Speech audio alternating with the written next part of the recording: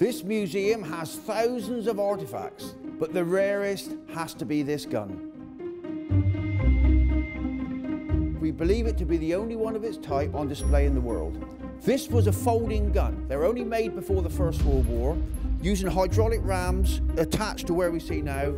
The gun would have been lowered below the deck before diving and then brought up again once they surfaced. It came from the U-41, a deck gun off of a German submarine that was sunk in September 1915 by the SS Baralong, a British merchant ship that had been converted with big guns hidden behind screens and flying a neutral flag. And when intercepted by the U-41, the screens were dropped in an illegal act and the U-boat was sunk. German survivors then reported what had happened, and Germany introduced unrestricted warfare, a major event in World War I. We think of simulators, and flight simulators particularly, as a modern phenomenon. But actually, this is a 1930s flight simulator called a link trainer, designed and built in the early 30s by a man called Link, and his father built church organs. The concept is much the same as church organs in using air and bellows. When they were first produced, there was no market for them, so he sold them as fairground rides. But with war coming along, the Americans started to buy them in large numbers, and then Britain bought them. In here would be a full set of controls. The pilot would sit here, and they can simulate all sorts of flying conditions. It can turn 360 degrees, it can rock in all directions.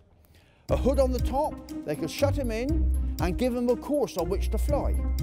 And as he flew along this course, the crab would be charting his progress on a map on a table. And they could see how accurately he was at navigation. Here's a fascinating item. In World War II, Britain had para-pigeons. Yes, that is pigeons equipped with parachutes. A homing pigeon will go home. If we could parachute them or get pigeons into occupied Europe, they could be used to bring messages back to England. So the pigeons were very carefully packed up and put into an individual box. The box was then attached to a parachute, and at night the RAF would parachute the pigeons into the resistance, who would gather them up and use them to send messages back to England. Here we have a World War II RAF pigeon carrier. All RAF aircraft in World War II larger than a single-seater would carry 2 homing pigeons, one in each of 2 yellow boxes.